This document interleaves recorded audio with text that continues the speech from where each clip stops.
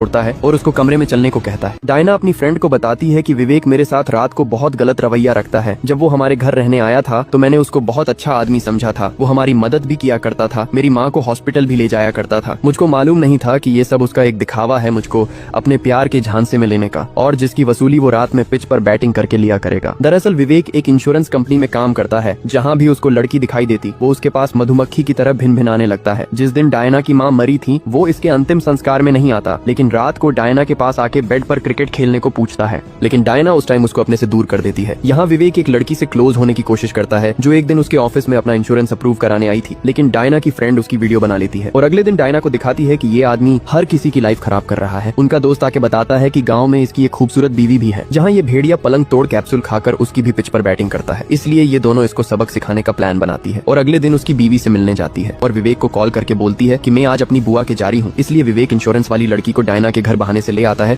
विवेक दिव्या को झूठ बोल के डायना के घर ले आता है क्योंकि डायना ने उसको बताया था कि आज वो बाहर जा रही है और दिव्या को उससे इंश्योरेंस अप्रूव कराना था, इसलिए वो उसके साथ आ जाती है। विवेक आते ही पलंग तोड़ गोली खा लेता है और दिव्या को बियर पीने के लिए पूछता है। दिव्या समझ जाती है कि ये तो बड़ा सुअर इंसान है। वो आके बोलता है कि आज यहाँ कोई नहीं है, तुम बोलो तो हम यहाँ पलंग तोड़ सकते हैं, और उसके करीब आने की कोशिश करता है, लेकिन दिव्या उसको दूर कर देती है और कहती है कि तूने क्या मुझको 6000 वाली लड़की समझा है। लेकिन तभी उसकी पड़ोसन आके सब देख लेती है और दिव्या यहाँ से चली जाती है। विवेक बोलता है अगर तूने किसी को बताया तो अगली बार तेरे साथ ही कबड्डी खेलूंगा। यहाँ डायना और उसकी फ्रेंड विवेक के घर उसकी बीवी से मिलने आती हैं और उसको बताती है कि तेरा पति शहर में रहकर कबड्डी खेलता है और मुझको भी प्यार के जाल में फंसा रखा है। डायना बताती है कि वो हमारे घर किराएदार बन के आया था और हमारे साथ बहुत अच्छा बिहेव करता था और मैं भी उसके प्यार में पड़ गई। अब वो हर रोज पलंग तोड़ कैप्सूल खाता है, तभी मेरे कमरे में आ जाता है और जानवर बन जाता है। डायना अब उसको विवेक का बेग देती है। घर आके वो देखती है कि ये रात वाले च्यवनप्राश से भरा होता है। अब वो रोने लगती है, तभी डायना का कॉल आता है और वो उसको सबक सिखाने को बोलती है। यहाँ डायना और उसकी फ्रेंड विवेक की बीवी को बताने की कोशिश करती है कि उसका पति एक भेड़िया इंसान है जो शहर में रहकर हर रोज एक नया शिकार देखता है और पलंग तोड़ कैप्सूल खाकर उनके साथ पलंग तोड़ता है, लेकिन उसकी बीवी को उनकी बात पर विश्वास नहीं होता और उनको इग्नोर करके जाने लगती है। लेकिन डायना उसको उसके पति की फोटो दिखाती है जिसमें वो उसके गले लग रहा है और बताती है कि इसने मुझको भी अपने प्यार के जाल में फंसाया और अब पटाखा गोली खाकर मेरे साथ हर रोज क्रिकेट खेलता है। ये सुन के उसको बहुत बड़ा शौक लगता है क्योंकि उसको पता था कि उसका पति एक सुअर इंसान है, लेकिन ये नहीं पता था कि वो दूसरी जगह भी क्रिकेट खेलता है। डायना बताती है कि अब वो एक दिव्या नाम की लड़की के पीछे पड़ा है जो एक पार्लर में काम करती है और अब वो उसके ही सपने देख रहा है कि कैसे उसको अपने प्यार में फंसा सके, लेकिन अब हमको साथ मिलके उस भेड़िए का पर्दाफाश करना होगा। लेकिन उसकी बीवी वीडियो कॉल पर उनका साथ देने से मना कर देती है कि मुझको मेरे हाल पर छोड़ दो। लेकिन अगले दिन विवेक जैसे ही उसके पास आता है वो फिर से सुअर जैसा बिहेव करता है, जिससे उसकी बीवी डायना का साथ देने के लिए मान जाती है। और अगले दिन विवेक जैसे ही अपने घर आता है उसकी बीवी बाहर से गेट बंद कर देती है और अंदर आकर वो डायना और उसकी फ्रेंड को सामने देख